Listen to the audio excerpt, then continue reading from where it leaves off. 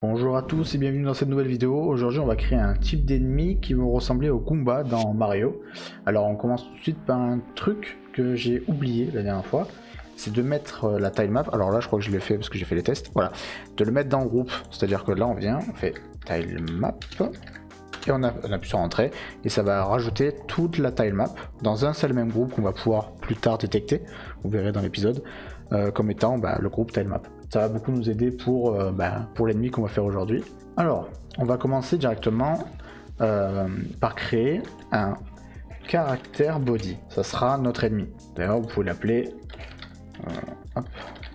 ennemi. Ce sera beaucoup plus simple.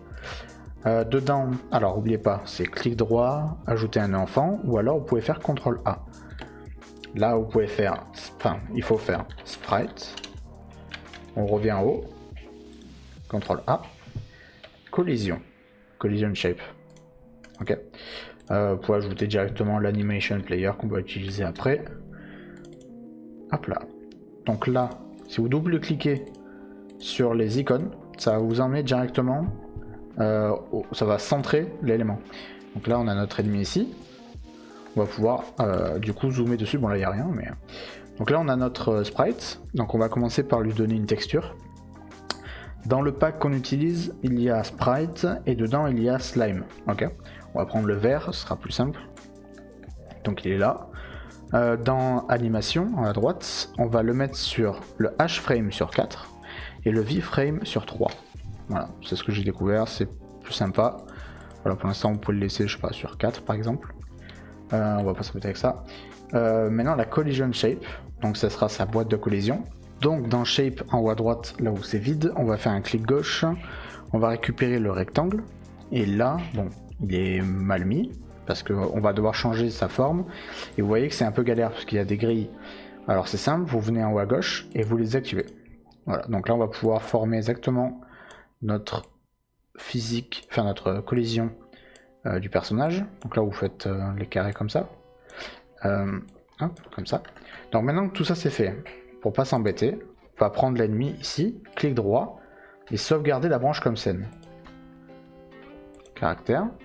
On va cliquer sur le clap, aller dans l'éditeur, et ici voilà on l'aura. Et là c'est beaucoup plus simple, on va mieux voir, mieux comprendre ce qui se passe. On va faire donc les animations. On va cliquer sur Animation Player, Animation, Nouveau, et on va faire le Walk. Pour le Walk c'est assez simple. Dans notre sprite qu'on va renommer Body, parce que c'est plus simple comme ça. On va aller dans à droite à animation, puis frame, et on va garder le 4. Pourquoi ? Parce que dans ce qui est proposé, donc vous le voyez ici, vous pouvez sélectionner ce que vous voulez. Mais je trouve que le mieux c'est de, au lieu de partir de celui-là et de faire ça, ce qui ressemble plus à une attaque, je préfère prendre le 4 et de faire, enfin ou non le 5 et de faire 1, 2, 1, 2. Comme ça. Je vous montre, c'est simple. On va prendre celui qui est en double ici, donc c'était bien le 4, ouais, parce qu'il prend le 0. Hop, oui, on va créer des pistes resets, au cas où. Créer. On remonte de 1, on appuie sur la clé, et normalement on pourrait même s'arrêter là, regardez. On met en 0.2, puisque c'est écrit ici. On le met en boucle, on le lance, et on a notre ennemi. Bon là, ça c'est vraiment un peu trop rapide. Donc on va pouvoir rajouter une frame. Donc 0.3. Et ici on va rajouter celui-là. Voilà.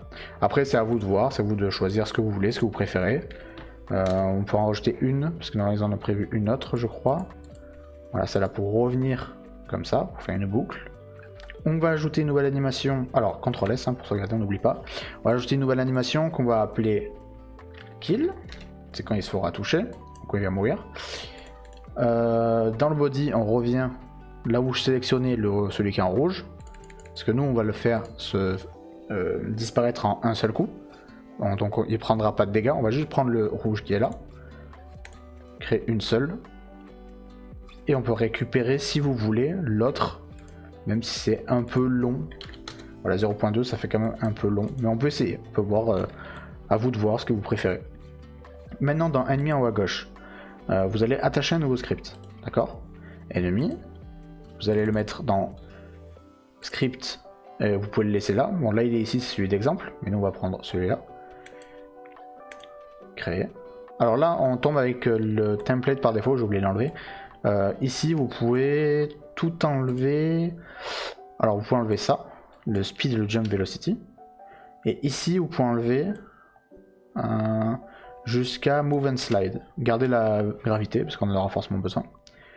Nous, ce qu'il nous faut pour notre ennemi qui est assez simple, c'est une variable speed.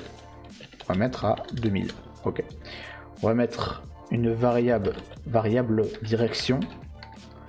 On va mettre égal à 1. Donc 1 est égal à droite, moins 1 est égal à gauche. Et après on peut rajouter nos nœuds, genre le body, donc contrôle clic gauche et l'animation player. On va commencer par dans le ready appeler l'animation walk. Donc on récupère ça. Point play walk. Tout simplement. Ce qui veut dire que là, si on sauvegarde, qu'on vient ici, qu'on le positionne en haut et qu'on le laisse faire et qu'on lance la partie forcément, on va le voir jouer son animation. Ça c'est ce qu'il nous faut. Pareil que dans un ancien épisode où on avait fait les pièces, c'est la même chose. On va maintenant faire en sorte qu'il puisse avancer. Ce sera plus simple, ce sera plus sympa. On va faire sa vélocité. Ok. Voilà. Velocity. On va prendre l'axe X, puisqu'on veut qu'il se déplace à gauche ou à droite. Ok. Est égal à sa direction, donc comme j'ai dit 1 ou moins 1, qu'on va le multiplier par la vitesse, qu'on va multiplier par le delta pour qu'il reste dans les frames.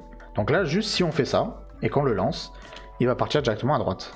Donc pour l'instant, il fait rien d'autre, mais bon, c'est déjà bien. On va créer maintenant une nouvelle fonction qu'on va appeler set direction. Dedans, on va mettre pass et il faut que je vous montre quelque chose. On retourne ici.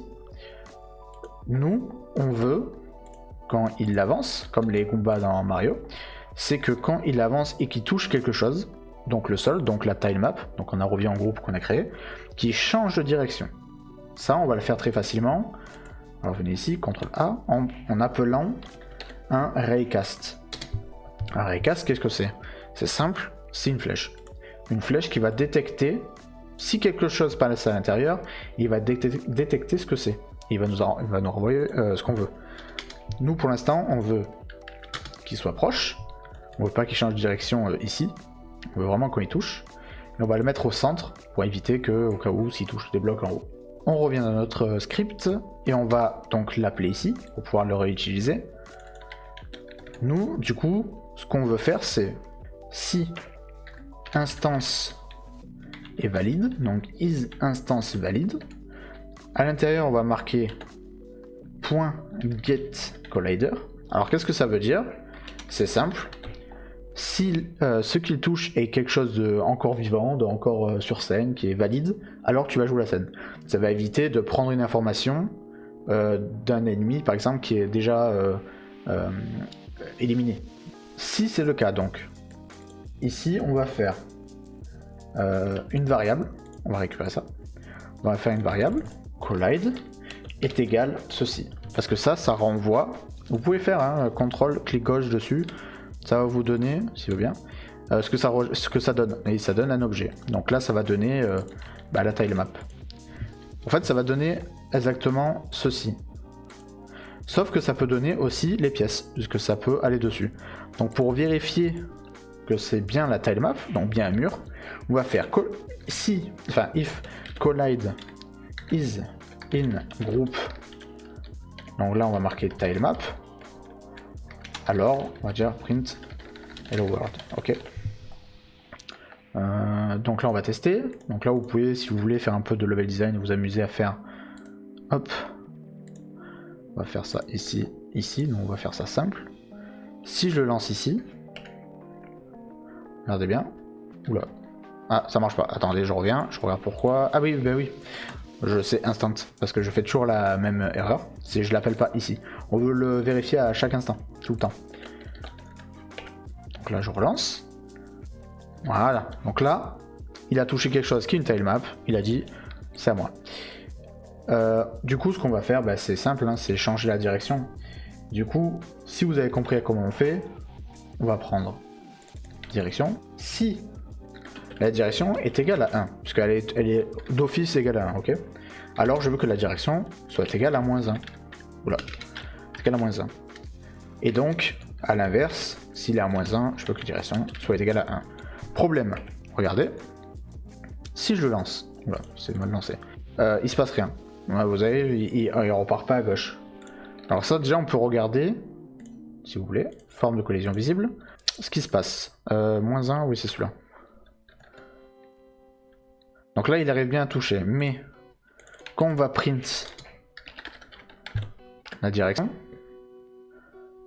là, il sait plus quoi faire. Il sait pas pourquoi, il change tout le temps, il est un peu perdu. Donc on va régler ça. Pour ce faire, la raison de pourquoi il fait ça, c'est parce qu'on ne change pas la direction de la flèche. En fait. Donc du moment qu'on ne change pas la direction de la flèche, il va constamment aller à gauche. Sauf que comme il va à gauche, bah, il retourne à droite et ainsi de suite. Et c'est pas ouf. Donc on change ça, on récupère le recast. On regarde, vous pouvez regarder ici, hein, donc là s'il est à droite, ça veut dire que c'est 10. Parce qu'on a préféré mettre court. Voilà. Donc si il est à droite, alors la target, ce qui est marqué là, la target position est égale, alors là c'est un vector. Donc ça veut dire que vous pouvez pas juste marquer est égal 10, parce que du coup il va rien comprendre, parce qu'il demande le x et le y. Donc là il est égal à moins 10 du coup, puisque donc, oula, moins 10, puisque du coup on veut que quand il touche, il parte, regardez, de l'autre côté. C'est simple. Hein.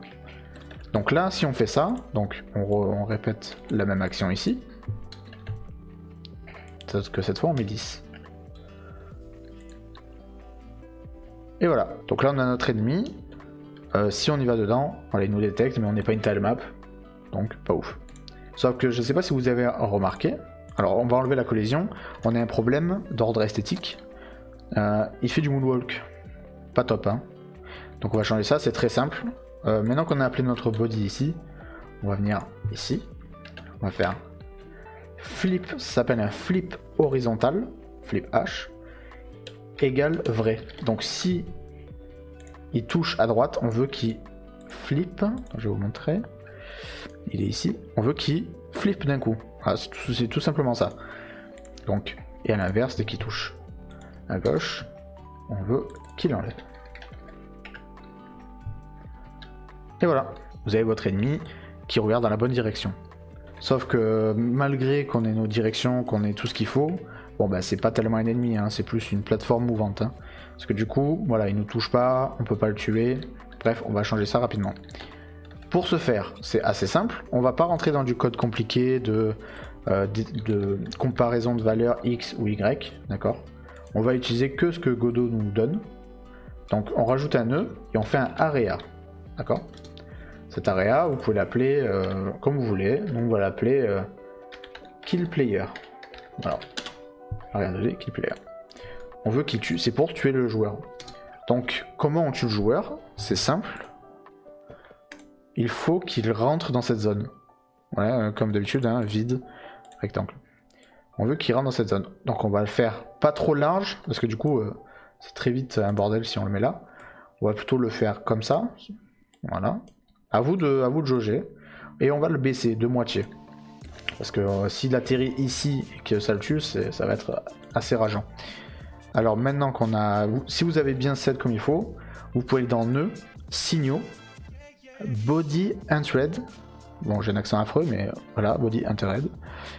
Clic droit, connecter. Là où vous sélectionnez ennemi, c'est le seul. Et maintenant, vous avez ceci. Alors ce que ça fait, c'est simple. Chaque chose qui rentre dedans sera, peu importe ce que c'est, sera affiché. Voilà, donc là, à chaque fois qu'il rentre... bon là, il s'est détecté lui-même, je pense.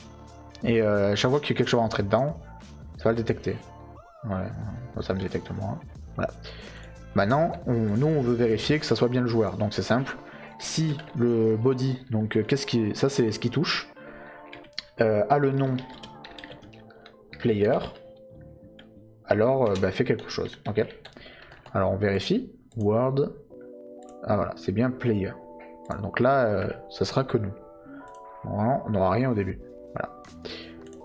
Alors, pour l'instant, nous, on va pas s'embêter avec beaucoup de code. Ce qu'on va faire, c'est un get tree. Donc, tu prends l'arbre et tu vas reload current scene. Et tu vas relancer la scène. Regardez. Si je me fais toucher par l'ennemi, hop, ça relance la scène. Donc, même si je prends des pièces, alors normalement, hein, x5. Voilà, là ça redémarre à 0 parce qu'on avait mis la variable des pièces dans le joueur, si je me souviens bien, pour justement pouvoir faire ça simplement. Maintenant que ça c'est fait, maintenant on veut pouvoir le tuer, parce que là c'est bien beau mais on peut pas le fumer. Pareil, on reste dans le area, pareil. Alors si vous voulez, je vais vous montrer parce qu'il y en a certains qui vont le faire, si vous voulez copier-coller, vous pouvez, hein, CTRL D, voilà, ou CTRL C, CTRL V. Faut faire très attention à un truc, déjà le nom. On va marquer qu'il est ennemi. Le collision shape est synchronisé avec celui-là. Donc si vous changez celui-là, ça va changer aussi celui-là. Vous voyez? C'est pas ouf. Donc pour ce faire, dans rectangle, on fait clic droit et rendre unique. Donc là, on pourra le changer sans que ça impacte quelque chose. Donc nous, on va juste changer sa position. Donc c'est bien au-dessus de sa tête. Et on va le mettre par rapport à la collision, à la boîte de collision, d'ailleurs qu'on va rapetissir. Ça n'a aucun sens que ça soit dépassé par là, c'est pas logique. Voilà, donc on préfère la mettre comme ça, et il faut la mettre assez petite. Voilà, je dirais comme ça, même plus petite. Parce qu'on veut pas que quand il saute, il touche la boîte et ça le tue alors qu'il n'a pas sauté dessus. Quand ça c'est fait, il faut faire attention aussi que du coup, comme on a dupliqué, le signal est branché là, est connecté. Donc on clique droit, déconnecter. On le renomme Body Entered, connecté, et il est ici. Donc là vous avez compris, on vérifie si c'est bien un allié qui tombe dedans. Si c'est le cas, vous pouvez directement appeler un que free. Et donc si on teste, normalement, si j'ai pas fait d'erreur, donc déjà, est-ce que je peux mourir? Oui. Est-ce que je peux le tuer? Oui. Voilà, tout simplement. Vous avez votre premier ennemi qui est assez simple, mais qui fait le taf. Donc déjà, on va juste en profiter 2 minutes pour faire un petit peu de level design. Je reviens tout de suite.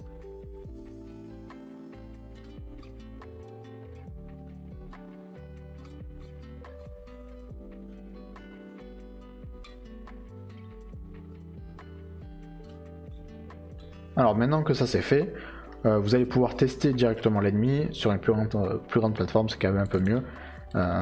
Donc voilà, donc là, même de derrière, il peut nous tuer. De devant aussi, on leur saute dessus, il meurt. Mais il manque quand même une petite animation.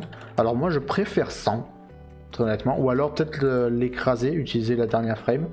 Mais on va utiliser la leur, comme ça je peux vous montrer, qui est le kill. Je vais vous montrer, en fait c'est juste un prétexte pour montrer comment ça marche.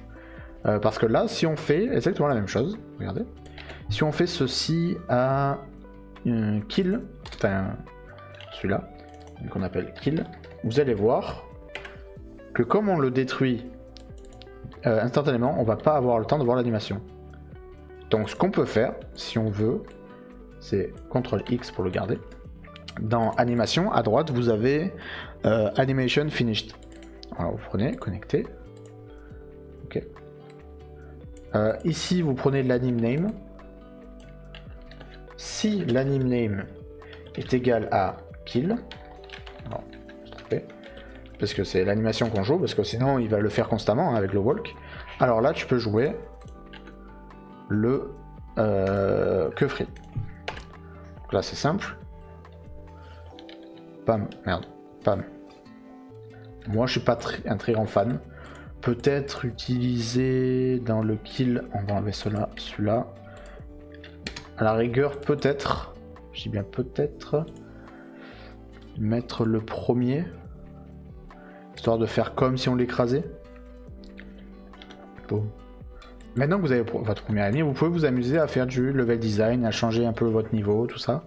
Nous, ce qu'on va faire, c'est créer sa version spéciale. Alors, qu'est-ce qu'une version spéciale? C'est la version rare de votre ennemi. Souvent, vous avez ça dans les jeux, c'est quand un ennemi classique, par exemple le slime, va avoir un comportement différent.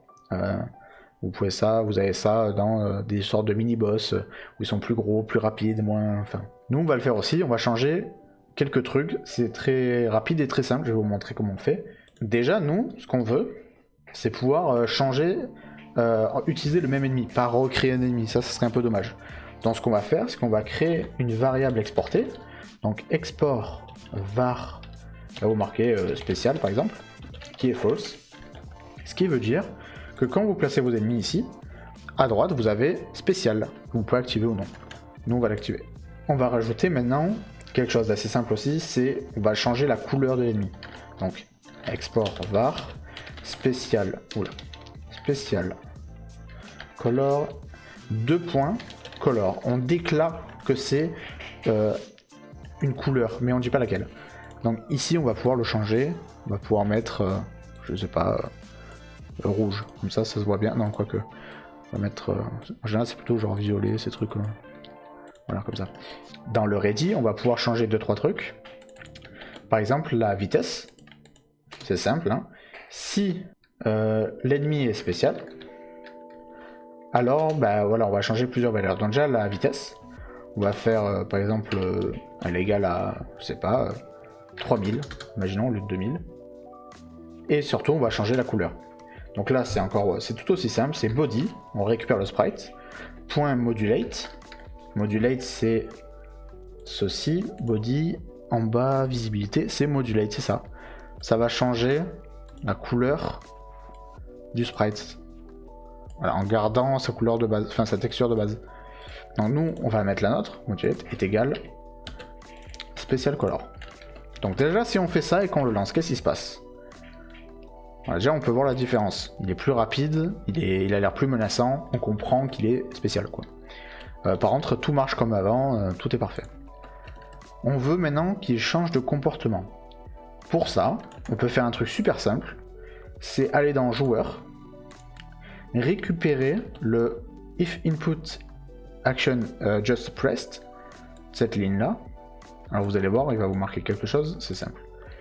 C'est pas compliqué plutôt. Hop, on met ici, on le met ici. Si on enregistre, il nous dit oh, je sais pas ce que c'est ça. Donc on va lui donner. Ou alors vous pouvez, si vous avez peur de faire une bêtise, vous pouvez le récupérer là. Ça va être la constante du saut de l'ennemi. Parce que nous, ce qu'on veut, c'est que quand on appuie, il saute aussi. Donc on veut qu'il saute à pas à la même hauteur. Sinon ça n'aurait aucun sens. Ce serait beaucoup trop compliqué. Donc là, si on le lance, regardez, si j'appuie sur l'espace, il saute aussi. Donc là, c'est beaucoup plus compliqué. Mais c'est toujours jouable. Donc on peut quand même changer 2-3 trucs. À vous de vous amuser avec la vitesse et tout ça. N'oubliez pas que si c'est une variable, vous pouvez rajouter un export derrière pour le voir ici. Mais pas quand c'est une constante. Une constante, c'est quelque chose qui n'est censé jamais bouger. Donc on peut prendre le speed et faire, si vous voulez exporter, vous pouvez le voir ici. Sauf que ici, c'est un peu... Enfin, vous pouvez faire ça, mais ça n'a un peu aucun sens. Parce que là, si vous mettez... Regardez, c'est simple. Vous venez ici, vous dites, moi je veux qu'il soit très très rapide. Vous le lancez, bah, il va rien se passer. Pourquoi? Bah, c'est parce que ici on l'a mis ici. On le set ici, puisqu'il est spécial. Donc c'est pour ça qu'en général, c'est toujours plus sympa de faire... Je vais vous montrer. De faire une export var max speed, ou alors run speed, ça dépend comme vous voyez. Nous on va mettre le max... Alors pas obligé de le mettre en majuscule, hein.